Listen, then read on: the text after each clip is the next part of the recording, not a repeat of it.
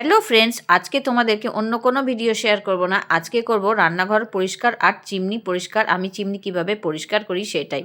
তো দেখো, এই চিমনির বাটিটা আমার হাজব্যান্ড করে দিয়েছিল। তো প্লাস্টিকের বাটি যেহেতু ছিল, ভেঙে গেছিলো, তো তাই বললো যে এটা ফিক্সড আমি করে দিচ্ছি। তো দেখো, এই করেছিল। তো যাই হোক, দেখো চিমনিটার কি অবস্থা। বেশ অনেক দিন থেকে ভাবছি পরিষ্কার করব, কিন্তু আর করতে পারছি না। এই ঠান্ডা, যা মারাত্মক ঠান্ডা পড়েছিল, তো তার জন্য আর কিছু করতে পারছিলাম না। তো তার জন্য আজকে ভাবলাম যে আজকে পরিষ্কার করেই ফেলবো।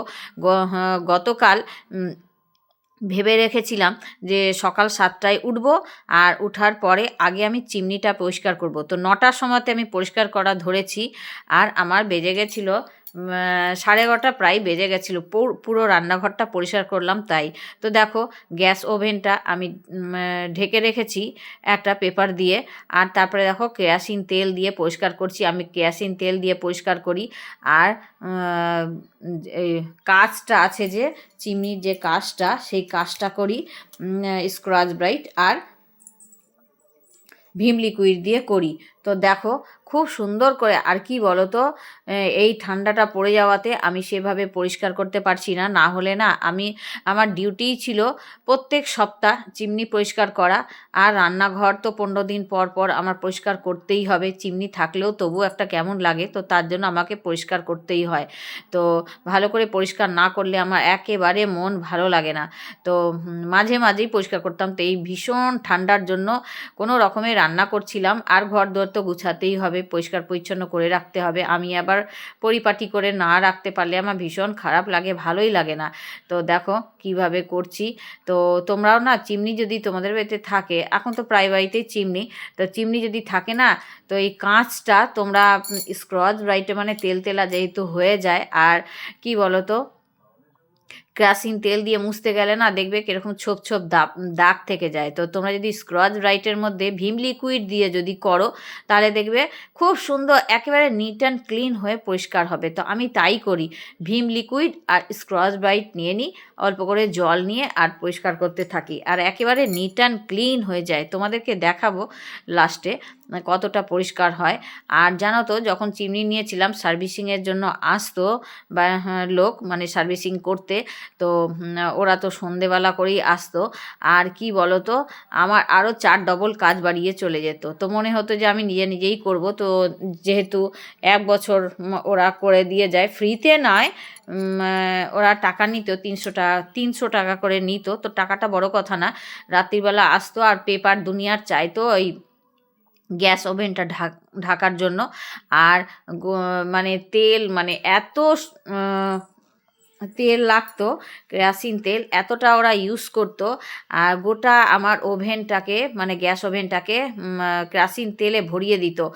আর পায়ের ছাপে, মানে এই সেলফের উপরে উঠে যেত। সেলফে আমি যেরকম উঠছি সেরকম করে উঠে যেত, আর গোটা সেলফে তেল করে দিত। মেঝেতে তেল গড়িয়ে একাকার হয়ে যেত। মানে এতটা তেল, মানে কেরোসিন তেল ইউজ করতো। আর তারপরে জানো, চলে যাবার পরে, সার্ভিসিং বয় চলে যাবার পরে আমাকে আরও মনে হয় আধা ঘন্টা আরও আমাকে খাটতে হতো। তো মনে হতো যে আমি নিজেই করি। তারপরে ভাবতাম যে না, ওদের থেকে যেহেতু প্রথম তো ওরা কিভাবে করছে। তারপরে ওরা মানে ভিতরটাও পরিষ্কার করতো, প্রত্যেক মাসে মাসে এসে করে দিয়ে যেত। তো 1 বছর, আই থিঙ্ক 1 বছর ফ্রি সার্ভিসিং ছিল, আই থিঙ্ক। তো যাই হোক, 1 বছর পর থেকে তারপরে তো ওরা আসতো। তারপরে এই মাঝখান থেকে একদমই বন্ধ করে দিয়েছি।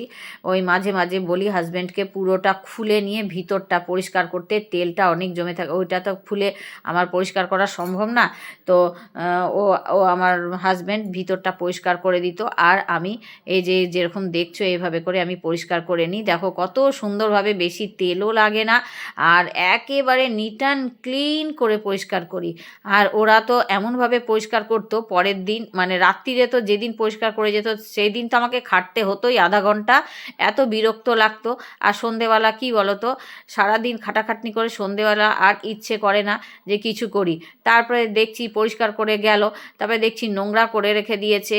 এত নোংরা করে রাখতো, তো ওই জন্য আবার আমাদেরকে করতে হতো। নোংরা বলতে কি, তেল, ভীষণ তেল লাগতো। কেরোসিন তেল এতটা ওদের লাগতো না, মানে কি বলবো। তো যাই হোক, ওরা করে যাবার পরে আবার আমাকে খাটতে হতো, পরের দিন সকালবেলা আবার খাটতে হতো, যেহেতু ওরা কেরোসিন তেল দিয়ে উপরে কাঁচটাও পরিষ্কার করতো। আর তারপর থেকে আমি পরের দিন আমি আবার স্ক্রচ ব্রাইট আর ভিম লিকুইড দিয়ে পরিষ্কার করতাম, তখন একেবারে চকচক হয়ে যেত। দেখো হাতের কি অবস্থা হয়েছে, সাদা ফ্যাটফ্যাটা হয়ে যায় একেবারে। তো কি করব, করতে তো হবে। আর দেখো কতবার যে আমি এই গ্রিলটা পরিষ্কার করতে, মানে রান্নাঘরের গ্রিলটা পরিষ্কার করতে গিয়ে যে কত আমি যে মানে আমার হাত কাটে গুতা খাই, মানে এমন অবস্থা হয়। কিন্তু করতে তো হবে, করার তো কিছু নেই। তো আগে যেহেতু করা, ওই জন্য না হলে স্টিলের লাগিয়ে নেওয়া হতো। স্টিলের লাগিয়ে নিলে অত, মানে গ্রিলগুলো যদি স্টিলের লাগিয়ে নেওয়া যেত তাহলে আর অসুবিধা হতো না, খুব ভালো হয়ে যেত। কিন্তু করার তো এখন কিছু নেই, যখন যেহেতু আগের থেকে লোহার গ্রিল করার কিছু নেই, পরিষ্কার তো রাখতেই হবে। আর চিমনি লাগানো থাকলেও কি হয়েছে, চিমনি লাগানো থাকলেও তবুও রান্নাঘরে যে গ্রিলগুলো আছে সেই গ্রিলগুলো চ্যাটচ্যাট করে মাঝে মাঝে। এটা আমার পরিষ্কার, আবার অনেকে আবার আছে এরকমই ছেড়ে দেয়। তো আমি যেহেতু পরিষ্কার পরিচ্ছন্ন রাখতে পছন্দ করি, এই জন্য আমাকে তো করতেই হয়। তো জানো তো, যে সার্ভিসিং ম্যান যেই আসতো, মানে আমাদের বাড়িতে পরিষ্কার করতে, মানে সার্ভিস করতে, বলতো যে আপনি কি রান্নাবাড়ি করেন না, এত ক্লিন থাকে আপনার টাইলসগুলো। তো দেখো হয়ে গেল ফাইনালি আমার পরিষ্কার, দেখো কতটা নিট অ্যান্ড ক্লিন হয়ে পরিষ্কার করেছি আমি। দেখো এক ফোঁটা নোংরা নেই, এতটুকুও নোংরা নেই, দেখছো, দাগও নেই, এক ফোঁটা দাগও নেই, এত সুন্দরভাবে পরিষ্কার হয়েছে। আর আমি এইভাবেই পরিষ্কার থাকতে ভালোবাসি, আর আমার ভালো লাগে। মাঝে মাঝে এই ঠান্ডাটা পড়ে যাওয়াতে আমি অতটা হয়তো পারছি না, কিন্তু তবুও আজকে যখন ভেবেছি, কিন্তু আমার আজকে কাল থেকে আমার শরীরটাও খুব একটা ভালো লাগছিল না, ভাবছিলাম যে করব কি না। তো যখন মনস্থির করেছি যে আমি করব, তো তখন করবই। আজকে সকাল 7টায় উঠে গেছি, নাহলে 8:30টার সময় ঘুম থেকে উঠি।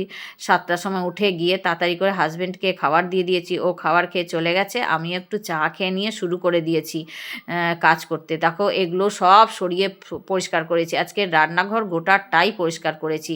11:30 বেজে গেছে এগুলো পরিষ্কার করতে করতে। যেহেতু আজকে খিচুড়ি করব, তার জন্য অত আর ঝামেলা ছিল না, ওই জন্য ভাবলাম যে আজকে খিচুড়ি করে নেব। তো ওই জন্য আজকে দেখো এত কৌটো বাটা সব পরিষ্কার করি আমি পুজোর সময়তে। আমার রান্নাঘরে আমার 2 দিন 3 দিন লেগে যায় খালি রান্নাঘরে, এত কৌটো বাটা।